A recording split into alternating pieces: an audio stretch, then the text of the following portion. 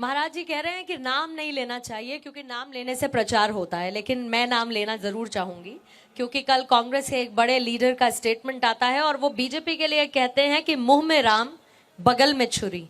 क्या वाकई में है? और अगर एक वर्ग की बात महाराज जी की तरफ से की जा रही है, ये एक वर्ग की बात बार बार क्यों होती है? क्योंकि अयोध्या में तो हर वर्ग का संगम नजर आता है।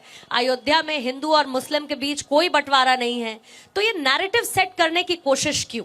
जी जी बिल्कुल। जो बात आप कर रही हैं कि जितने भी विपक्षी हैं वह एक नकारात्मकता पूरे देश में फैलाना चाहते हैं। बीजेपी तो ये कहीं नहीं कर रही कि मुझे इसका श्रेय दिया जाए, पर इससे लाभ आज लाभ क्या सर? लाभ कुछ लोग ऐसे हैं जिनको संतुष्ट करना चाह रही है।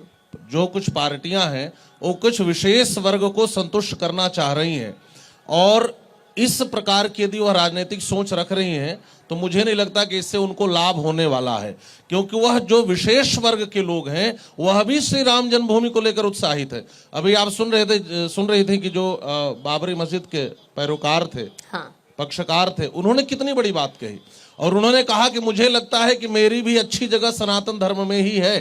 तो इससे लगता है कि अब विपक्षियों को कम से कम ये छोटी छोटी बातें करके वर्ग विशेष को संतुष्ट नहीं करना चाहिए।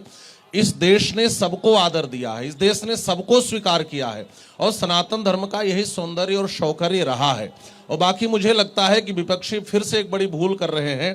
इन सारी चीजों का श्रेय वो खुद मोदी जी और योगी जी को दे रहे हैं। वो खुद भाजपा को इतना श्रेय दे रहे हैं कि वो कह रहे हैं कि चुनावी लाभ के लिए है। उनको लाभ दे कौन रहा है? लाभ तो आप ही दे रहे हैं ना। आप इतनी बार मोदी और योगी को इसका श्रेय दे रहे हैं कि लाभ उनको स्वतः मिल जा रहा है। असल में उनको लाभ मिलने वाला है इसका या नहीं 2024 में? अब वो तो समय बताएगा, लेकिन मैं एक बात मैं जरूर कहूंगा कि 140 करोड़ लोगों की जो आस्था है वह श्री राम में है, और आप श्री राम को नकार करके कुछ लोगों को यदि आप चाहेंगे तो मुझे नहीं लगता कि आपको लाभ मिलने वाला है। फिर से आपको अपना जनेऊ दिखाना पड़ सकता है, फिर से आपको मंदिर की ओर ही लौटना पड़ सकता है। इसलिए ये सब ओछी राजनीति से ऊपर आए, एक मौका मिला है उनको, और मुझे लग रहा है कि जो अवसर, जो ये मौका निमंत्रण से उनको मिला था, उन लोग यदि यहाँ पर नहीं आ रहे हैं तो इस बड़े मौके को वह छोड़ रहे हैं।